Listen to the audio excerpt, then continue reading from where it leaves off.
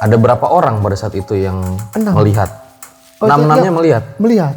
Yang namanya melihat dari pihak perizinan itu memberitahu, maaf mas, sebelumnya saya juga berterima kasih bahwasanya Mbak Yeni ini adalah pendaki yang 1 bulan lalu sudah meninggal dan baru ditemukan oleh masnya. Saya juga pernah kaget mas itu. Justru waktu itu shock saya itu. Apalagi teman-teman saya yang perempuan satu tenda yang banyak ngobrol juga nggak percaya. Saya sendiri juga ampun nggak percaya waktu itu. Terus siapa yang dalam arti kan kalau orang meninggal itu kan sudah putus hubungan. Terus siapa tadi kan sampai sekarang kan bertanya-tanya waktu itu siapa itu pasti padahal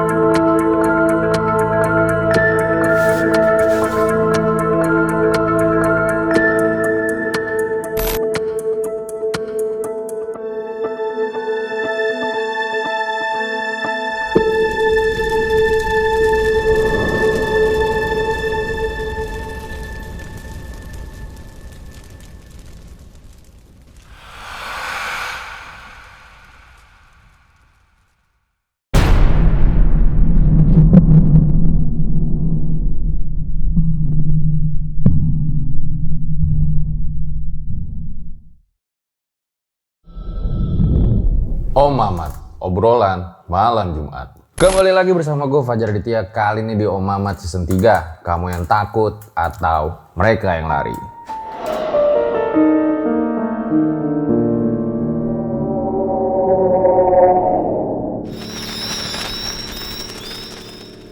Seperti biasa guys, malam Jumat waktunya sama narasumber. Kayak biasa juga kalau dari RJ5 itu nggak ada setting-settingan. Kalau ceritanya kayak gitu ya kayak gitu aja. Nah, malam hari ini gue tuh kembali kedatangan seorang narasumber yang dulu tuh dia pernah viral banget ya. Bahkan menurut gue ini dulu secara nasional karena memang pernah hilang di Gunung Arjuno selama 4 hari. Dan videonya itu juga udah pernah kita bahas nih di video yang ini.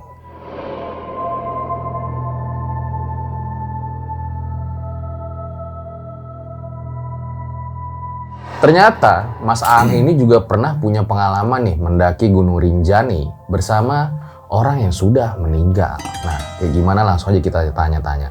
Selamat malam Mas Aang. selamat malam. Katanya pernah mendaki bersama orang meninggal. Itu gimana maksudnya? Ya itu benar, itu kejadian itu sudah lama banget mas. Waktu aku kuliah dulu, mungkin sekitar 2009. Jadi mendaki bareng nih, tahu-tahu orangnya sebetulnya sudah meninggal. Jadi sebelum itu nggak tahu kalau itu orang itu meninggal. Baru tahunya ketika waktu tim apa namanya itu dari perizinan itu menyampaikan ke saya gitu. Oke, dan ada berapa orang pada saat itu yang 6. melihat? Enam-enamnya melihat? Melihat. Yang namanya melihat. Cuman waktu ketika dia itu terprosok saya temukan pertama kali sama teman itu hanya 2 orang. Oke, jadi enam-enamnya itu menyaksikan ya? Iya, kita jalan bareng soalnya. Ngobrol bareng juga? Ngobrol. Wow, oke deh, baik. Ditahan dulu ceritanya Mas. Nah, sebelum dimulai kayak biasa, dukung terus konten-konten RJ5 dengan cara subscribe, like, komen, share yang banyak biar gue makin semangat bikin videonya. Jangan lupa juga follow Instagram gue Drill Aditya. Mampir juga ke TikTok RJ5 Drill Aditya di mana banyak cerita-cerita yang beda dari YouTube. Terus kalau misalnya sekarang kalian pengen ngirim cerita-cerita pengalaman kalian, bisa banget ya.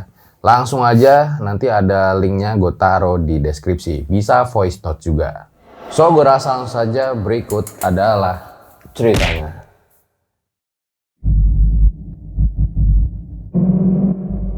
Pengalaman horor dapat terjadi di mana saja.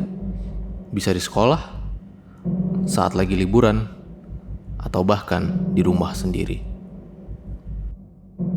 segera terbit kumpulan cerita pendakian, buku pertama dari RJ5. Jangan sampai ketinggalan karena stok terbatas. Yang mau langsung aja isi form di deskripsi di bawah.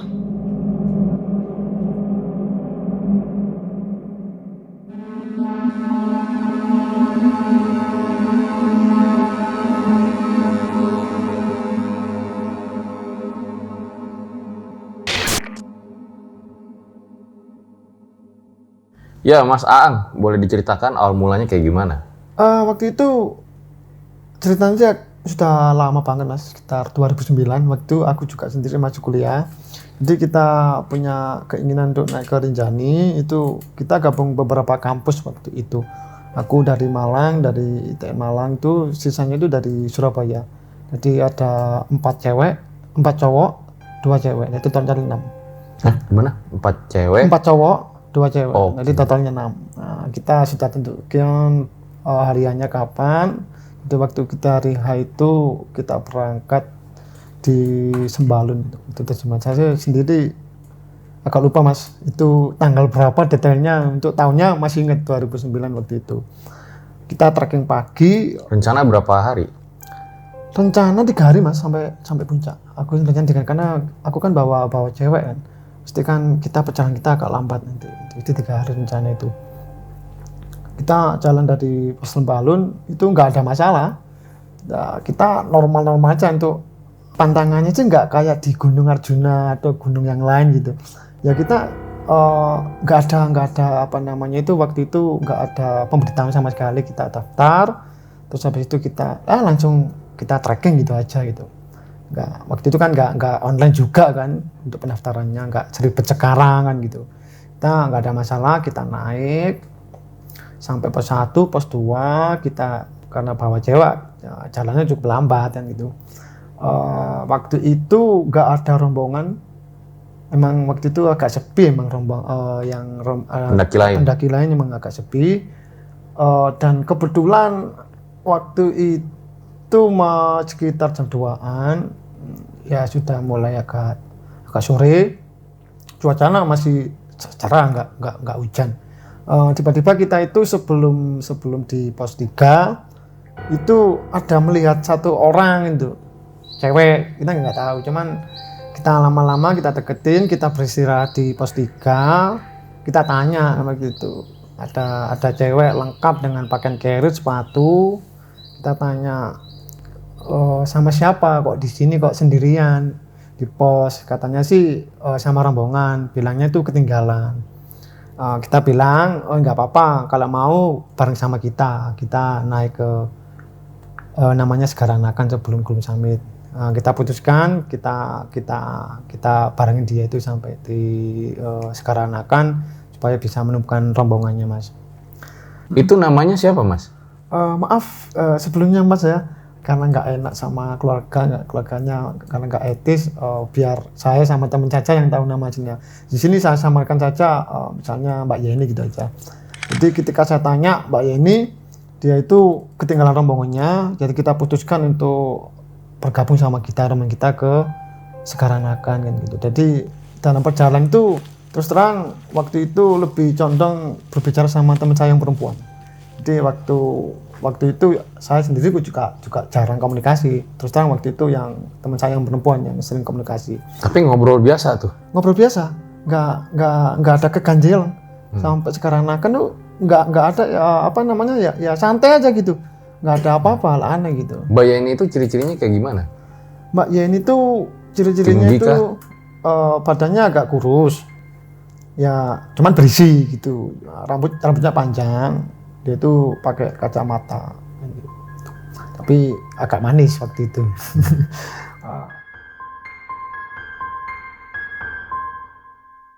Waktu kita nyampe kan malam mas, waktu nyampe di Segaranakan, kita buka tenda. Seperti biasa, tenda itu kita bagi 2. Jadi perempuan sendiri, termasuk Mbak Yeni tadi, yang berempat laki-laki, sampai saya itu sendiri juga. Jadi posisi tenda itu berhadapan. malam kita bikin makan-makan, ya sempat kita juga ngasih makan sama Mbak Yeni tadi, ya ngobrol, makan-makan, yang gitu. Setelah itu pembicaraan itu, tapi nggak terlalu lama Mas. Kita bikin makanan, minuman itu sama Mbak Yeninya itu lebih ke diem dia itu. Jadi seakan-akan kita tuh, dan saya sendiri merasa kok nggak mau bertanya gitu loh, nggak apa, mungkin apa capek atau dia itu orang asing kan gitu. Jadi waktu ya biasa saja itu, cuman lebih banyak dia tuh diem. Jadi kalau nggak ditanya dia nggak jawab gitu. Jadi sudah malam kita tidur semua, Mbak Yeni tidur dengan teman saya yang perempuan, dan sendiri pun waktu itu tinggal 2 orang yang belum tidur. Seperti biasa malam itu hal yang apa ya, yang favorit bagi saya. Jadi nongkrong malam sampai malam itu bikin kopi sama teman saya yang Sidoarjo, anak Om Sida. Waktu malam itu sekitar di atas jam 12, jam 1-an, itu tiba-tiba aku sama temanku yang Om Sida Mas, itu kan tenda kan berhadapan, nah tempatnya kan jelas Mas. Tiba-tiba dia itu melangkah keluar dari apa namanya itu tenda. Jadi dia itu sudah di hadapan tenda itu keluar. Kalau sebelumnya kan dia kan tidur di tenda. Itu kan kalau keluar kan pastinya buka apa namanya itu Mas? Buka Sleeping bag. Bukan resleting, kan ada resletingnya kan gitu. Itu enggak. Ya itu kan tiba-tiba kok langsung di depan tenda itu Mas, langsung dengan pakaian apa itu? Carrier, sepatu persis waktu saat dia menumpukan di pos 3. Itu segera panik saya itu.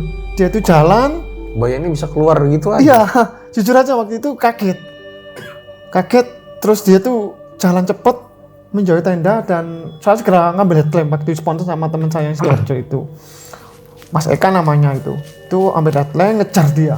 Jadi saya kejar, kok nggak dapat gitu loh. Otomatis kalau kita ngejar wanita kan, perjalanan wanita kan juga maaf ya agak lambat kan gitu. Kita kejar itu lama itu kok nggak kelihatan gitu. Sampai saya itu di malam itu saya sorotin laptop saya itu lihat di bawah itu ada kabut. Jadi kalau kabut sudah ada di bawah itu berarti depan kita jurang Mas. Jadi waktu itu kita putuskan, aku sama Ceko itu kembali ke tenda, dan seperti biasa kita punya insting pendaki, jadi kita berusaha untuk diem waktu itu sampai pagi itu nggak bisa tidur. Waktu paginya teman-teman saya yang wanita itu tiba-tiba ke tenda saya. Di sana dia bertanya, Mbak Yeninya kemana? Kok sudah nggak ada sama carrier-nya gitu. Saya bilang, mungkin sudah ketemu sama rombongannya. Kamu bikin makanan dulu biar saya cari dulu. Kenapa kok nggak langsung bilang ke yang lain pada saat itu? Takut panik Mas. Jadi ketika perjalanan itu kalau saya bilang itu nanti takutnya yang perempuan atau yang lain itu drop. Jadi emang sengaja saya nggak bicara sama teman gitu. Jadi aku coba alasan tadi untuk mencari Mbak Yeni ke rombongannya, padahal saya itu mencari dia ke jejak yang tadi. Saya telusuri sampai waktu saya diem tadi malam itu, di bawah saya itu ada apa namanya itu jurang, dan saya lihat sekitar kelihatan carrier saya di bawah itu. Jadi jurang itu nggak terlalu dalam, cuman ada ranting-ranting pohon itu aku lihat carrier sama sepatunya itu jelas. Nah, ini punya Mbak Yeni gitu. Aku agak turun ke bawah, saya lihat emang benar Yeni itu. Maksudnya? Saya berpikir tadi malam tuh Yeni terprosok jatuh, langsung apa namanya itu ke pohon gitu, tahan. Tapi nggak langsung ke jurang, dia itu ada di ranting pohon itu, tertahan gitu. Saya pikir itu Yeni. Terus spontan saya kembali ke apa namanya tenda. Habis ke tenda itu saya minta bantuan sama 4 laki-laki, langsung turun. Oh, bilang lihat Yeni gitu. Di jurang. Di jurang. Aku segera beritahu pos perizinan waktu itu. Turun. Loh, nggak lihat ke jurangnya dulu? Langsung. Nggak berani ya Mas. Yang penting waktu itu aku lihat dari carrier sama tasnya itu jelas. Masih ingat aku itu. Tapi yang 3 orang lainnya nggak lihat tuh, langsung ke pos perizinan aja. Maksudnya yang 2, yang lihat itu cuma 2 aja. Saya sama teman saya Misita itu. Yang tadi malam sempat ngejar. Oh, tadi dia berdua lihat ya ini jatuh di jurang tuh. Soalnya tadi malam kan cuma kita berdua yang ngejar dia, Mas. Nah, jadi kita putuskan maksudnya kita cari dengan jalur itu yang tadi sama Mas Eko itu tadi. Akhirnya ngeliat tuh jatuh. Melihat itu bener itu emang tas dan carry dan sepatunya Mbak Yeni itu. Segera kita laporan ke bawah, terus sama perizinan itu segera ditindaklanjuti lah ke atas. Waktu itu saya sendiri juga disuruh nunggu di pos perizinan. Saya bilang ada teman saya yang ada di Sekaranakan itu, tinggal 4, 2 perempuan, 2 laki-laki waktu itu. Ketika dievakuasi sendiri kan saya nggak tahu, tapi dia itu turun berserta dengan rombongan saya, sisa rombongan saya yang ada di Sekaranakan, yang 4 tadi. Nah, saya di perizinan itu dikumpulkan jadi satu, lama menunggu evakuasi itu lama, Mas. Menunggu terus datanglah mungkin ketua rombongannya itu ditanya, Mas gimana ceritanya kok bisa menemukan Mbak Yeni sampai di pelosok jurang gitu. Saya ceritakan mulai awal sampai ketemu di pos 3 sampai dia itu paginya saya temukan. Terus dari pihak perizinan itu memberitahu, maaf Mas, sebelumnya saya juga berterima kasih bahwasanya Mbak Yeni ini adalah pendaki yang 1 bulan lalu sudah meninggal dan baru ditemukan oleh Masnya. Saya juga pernah kaget, Mas, itu. Jadi waktu itu shock saya itu. Apalagi teman-teman saya yang perempuan satu tenda yang banyak ngobrol juga nggak percaya. Nah, terus saya sendiri juga nggak percaya waktu itu. Terus siapa yang dalam arti kan kalau orang meninggal itu kan sudah putus hubungan. Terus siapa tadi? Kan sampai sekarang kan bertanya-tanya waktu itu. Siapa itu pasti padahal secara kalau kita lihat orang yang meninggal kan wajahnya kan pucat. Waktu itu nggak merasa pucat, dia tuh kayak normal gitu loh, Mas. Kayak manusia normal, pendaki normal. Dan kita itu makan bareng, apalagi yang temanku perempuan cewek itu ya tidur bareng. Dan itu sebuah ngobrolin apa pada saat itu?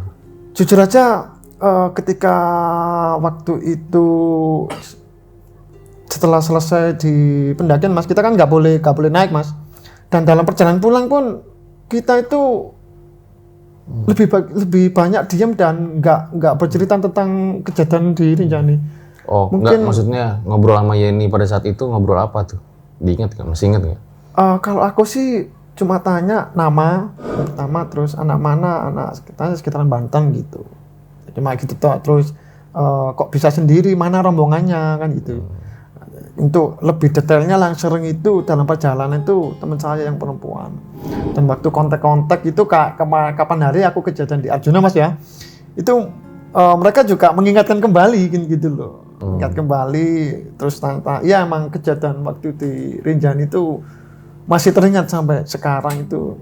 Siapa sampai sekarang teka-teki siapa sosok wanita yang jalan bareng sama kita waktu itu.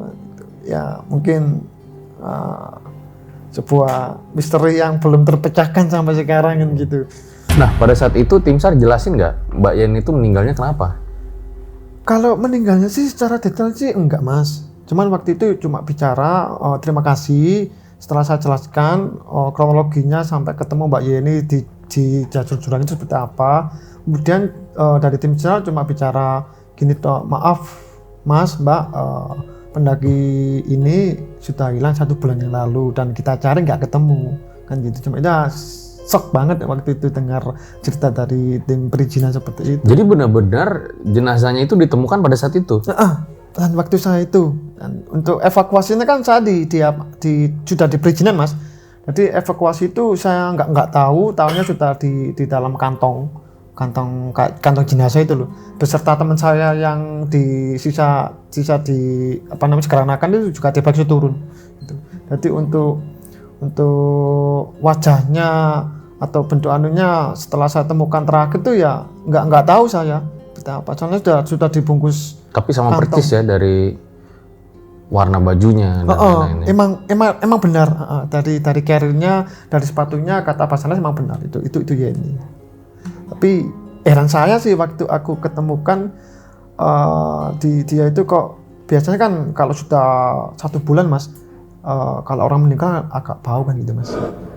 Jenazahnya pun waktu itu kan masih utuh dan nggak bau sama sekali. Itu kan juga nggak tahu apa waktu itu lagi dingin musimnya kan juga bisa jadi kan gitu. Tapi ini dalam yang penglihatan Mas Aang ya. Pas lihat yang udah di kantong jenazah belum nggak lihat ya? Nggak lihat emang nggak lihat waktu itu dievakuasi ya juga nggak dibuka langsung dibawa ke rumah sakit waktu itu untuk diotopsi. Dan setelah kejadian itu kita disarankan nggak usah naik dan saya sendiri pun juga pulang waktu itu dan pulang pun kebanyakan kita itu diem masing-masing lah nggak dengan kejadian yang kita alami itu kayak nggak percaya. Jadi semua itu pada diem Mas. Pulang itu sampai di rumah baru kontak-kontakan kembali itu sekitar 1 minggu atau 2 mingguan itu kontak-kontak kembali ceritanya gimana gitu. Emang waktu itu yang sering ngobrol kan sama si cewek dan teman-temanku cewek itu ngobrol itu saya kira dia itu kok ada sesuatu yang disembunyikan gitu. Jadi secara detail pembicaraan dia itu sama Mbak Yeni itu seperti apa kan kurang paham saya itu. Oh iya, mudah-mudahan temennya nonton ya. Komen bisa jelasin ya, mungkin ngobrol aja, apa gitu. Tapi jujur waktu sering kontekan terus aja saya tanya, saya cetak pertanyaan apa, dia itu bicara apa. Ya kayak menurut saya sendiri sih kayak disembunyikan gitu. Ya mungkin takut atau apa kan saya sendiri nggak tahu Mas. Tapi Mas Aang sama teman-teman pada nyari tahu nggak sih sebenarnya Yeni itu siapa dan meninggalnya kenapa? Gitu. Dari lubuk hati ya tahu, cuman ada temanku Mas Eko tadi yang sempat sama saya yang tahu jelas Mbak Yeni ada di dasar jurang itu katanya sih dia itu emang ditinggal rombongan waktu itu. Nggak tahu ya beritanya itu dari mana, aku dari cerita Mas Eko itu ketika dia ketinggalan rombongan dia itu turun tersesat kan gitu. Jadi setelah itu rombongan kan otomatis kan pastinya dia laporan ke perizinan Mas. Emang dia tuh posisinya nggak samit rombongannya katanya Mas Eko nggak samit. Dia tuh cuma ngekam di Sekaranakan. Ketika sebelum Sekaranakan dia tuh ketinggalan gitu loh. Ketinggalan ya ya mungkin tersesat gitu. Dengar sih kayak gitu namanya ya. Iya, saya sendiri kan kalau jujur aja setelah kejadian itu sudah segera melupakan kan gitu. Cuman masih inget lagi kan. Iyalah siapa yang bisa lupa ya. Berarti itu kayak dia muncul itu untuk seperti ini dong jenazah gue di sini gitu. Bisa jadi iya, bisa jadi enggak. Tapi sekarang nggak secara logika kan kalau orang meninggal itu kan sudah nggak ada hubungan lagi. Kalau kita umumnya kan seperti itu. Terus lah siapa sosok yang merupai Mbak Yeni tadi? Nah itu sampai sekarang pun jadi teka-teki bagi saya dan teman-teman kan gitu. Bahkan waktu next ketika diundang di sini dulu kan sempat bercerita teman-teman waktu aku di rumah sakit tuh banyak DM, WA yang masuk ke saya itu. Gimana Mas Aang sampai kejadian seperti itu? Apakah waktu itu ada hal menarik ketika kita muncak ke ke Rinjani? Saya bilang kamu itu kok masih mengingatkan masa lalu seperti itu, akhirnya jadi ingat. Tapi kejadian di Rinjani itu emang sampai sekarang belum lupa, masih teka-teki. Makanya kalau temennya nonton boleh dong komen ya, nanti kita pin gitu. Versi temennya itu ceritanya kayak gimana gitu. Coba nanti ya saya suruh komen. Nah, biasanya kan kalau udah melibatkan pencarian, evakuasi itu kan biasanya masuk ke berita ya. Pada saat itu masuk berita nggak Mas? Jujur aja waktu itu kalau untuk ketika ditemukan Mbak Yeninya itu aku waktu itu segera pulang. Tadi ngikuti berita-berita itu saya jujur aja waktu itu nggak ngikuti, cuman nggak tahu sih beritanya itu sudah masuk masuk televisi atau berita-berita lokal, saya nggak tahu saya waktu itu. Memang ketika kejadian itu saya berusaha untuk melupakan. Cuman waktu itu emang saya cerita kepada orang tua dan teman-teman pendaki sekitaran itu. Saya terutama pendaki di kampus saya itu. Itu tahun 2009 berarti ya kejadiannya? 2009 ketika waktu masih kuliah, benar. Iya ya, memang kan 2009 sama sekarang itu kan beda banget ya dari penggunaan Beda banget media Mas. sosial dan berita online-nya ya. Beda banget. Waktu dulu itu saya masih ingat kayak Instagram, itu WhatsApp itu masih belum ada. 2009 tuh apa ya? Facebook pun baru pertama kayaknya, baru awal-awal. Ebadi kayaknya, Ebadi ya. Apa itu? Main juga? Enggak. Enggak. Aku Facebook waktu itu awal-awal. Udah ada itu. Facebook. Nggak ingat. Cuman beberapa orang yang punya. Zaman warnet tuh ya. Warnet betul. Zaman warnet itu. Nah, setelahnya itu ada ini nggak sih kayak kejadian-kejadian lagi dari Mas Aang sama temen-temen tentang sosok Mbak Yeni itu? Kalau wajahnya dan orangnya sih sampai sekarang masih ingat. Dan teman-teman Manis itu ya? manis.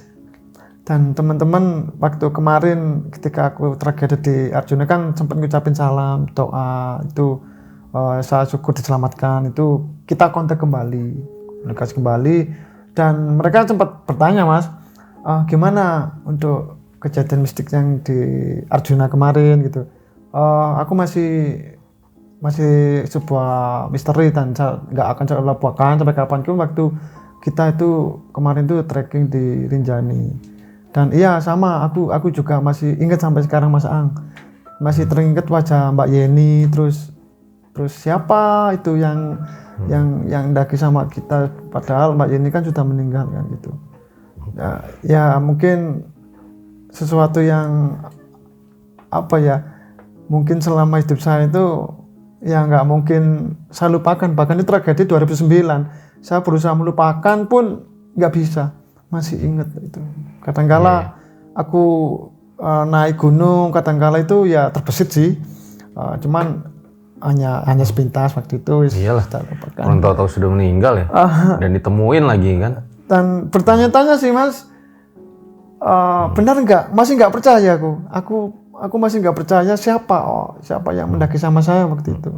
Berarti setelahnya itu ya udah nggak ada kejadian-kejadian lagi ya, normal-normal aja ya. Normal aja emang. Dari saya dan teman-teman berusaha untuk melupakan. Oke, nanti bakal banyak pertanyaan di closing.